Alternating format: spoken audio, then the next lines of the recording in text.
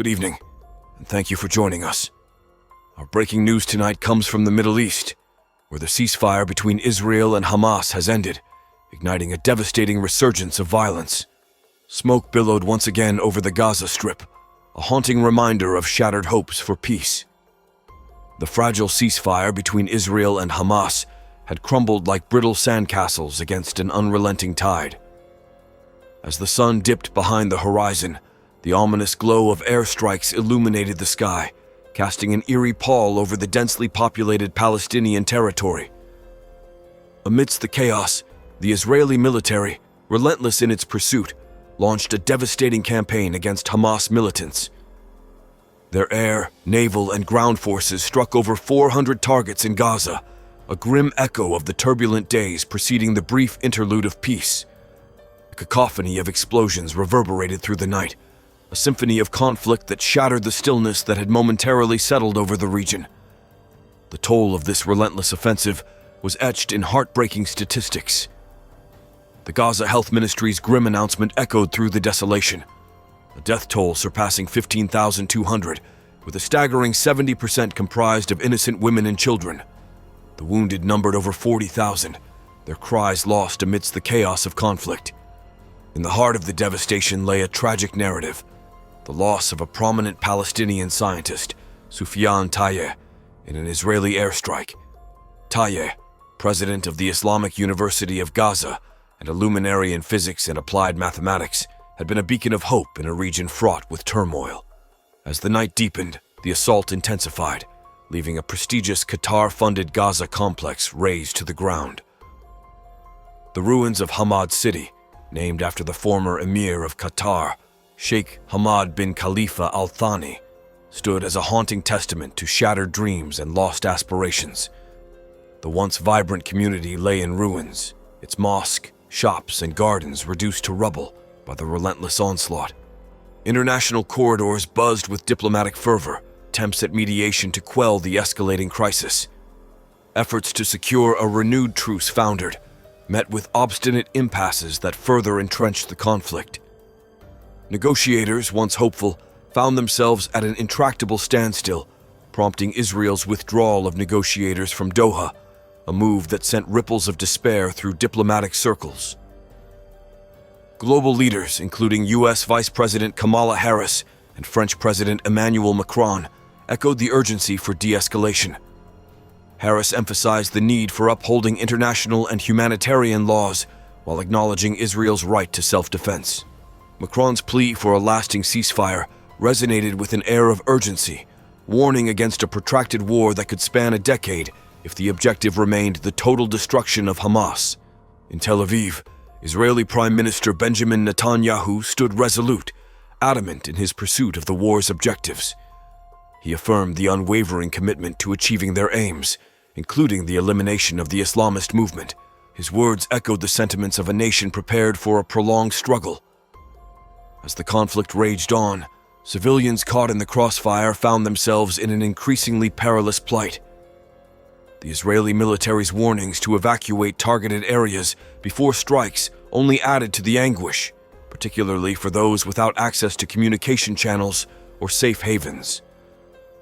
Ibrahim al-Jamal, a civil servant in his 40s, voiced the despair of many, lamenting the absence of information amidst the indiscriminate bombings that spanned the region. The city of Khan Yunis, besieged by Israeli airstrikes and artillery fire, became a microcosm of suffering. Its population, swelled by displaced families fleeing from the northern Gaza Strip, grappled with the absence of safe shelters.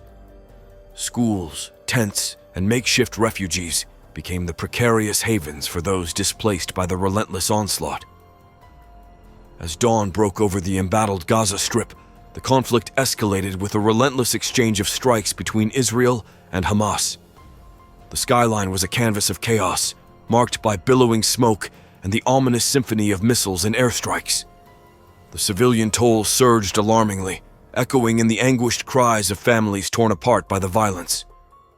In the crowded southern half of Gaza, Israeli bombardments targeted densely populated areas, escalating the death toll despite evacuation orders. Reports emerged of multiple casualties in strikes that decimated multi-story buildings on the outskirts of Gaza City, leaving a trail of devastation in their wake. The Gaza Health Ministry grimly announced a sharp rise in casualties since the conflict's reignition, with over 200 Palestinians falling victim to the renewed offensive. The overall death toll since the war's outset on October 7th had surpassed a harrowing 15,200, amplifying concerns about the indiscriminate nature of the attacks, particularly the high percentage of women and children among the casualties. The Israeli military's airstrikes knew no bounds, targeting even symbols of development and progress. Simultaneous with Israeli negotiators' withdrawal from deadlocked talks in Qatar, jets obliterated Hamad City, a prominent housing complex funded by Qatar in the city of Khan Yunis. Once a beacon of modernity, it now lay in ruins, erasing years of development and hope. The Israeli military's division of the Gaza Strip into 2,300 blocks heralded ominous warnings for residents through SMS, urging them to flee targeted areas before imminent strikes aimed at eliminating Hamas. Yet the warnings lacked specificity, leaving civilians grappling with uncertainty about safe destinations amidst the chaos. While Israeli authorities cited the October assault by Hamas on southern Israel, resulting in casualties and hostages, the Hamas-led Gaza Strip government countered, asserting that Israel's campaign had claimed over 15,000 lives, primarily civilians, within 8 weeks. The lack of clarity in warning mechanisms exacerbated the plight of civilians like Ibrahim al-Jamal, who lamented the absence of information amid the omnipresent threat of bombings. The United Nations Humanitarian Agency, OCHA, sounded alarms over the ambiguity of evacuation directives, emphasizing the peril faced by those unaware or unable to seek refuge in safer zones. The desperate plight of civilians devoid of access to essential information or safe shelters underscored the urgency for humanitarian intervention amid the escalating conflict. Amidst diplomatic setbacks, global leaders endeavored to navigate the impasse, seeking pathways to a lasting ceasefire. French President Emmanuel Macron's call for intensified efforts resonated with an urgent plea for a comprehensive ceasefire, emphasizing the release of hostages, aid access, and assurances of Israel's security. However, in Tel Aviv, Israeli Prime Minister Benjamin Netanyahu remained resolute in his stance. Addressing the media, Netanyahu articulated unwavering determination, asserting that the conflict would persist until all objectives were met, including the elimination of Hamas. His steadfast resolve echoed the sentiment of a nation braced for a protracted confrontation. Despite international appeals and the growing humanitarian crisis, the conflict's trajectory seemed entrenched in an unyielding pursuit of divergent goals. The echoes of explosions and cries for peace reverberated across the region, casting a shadow over any glimmer of hope for an imminent resolution.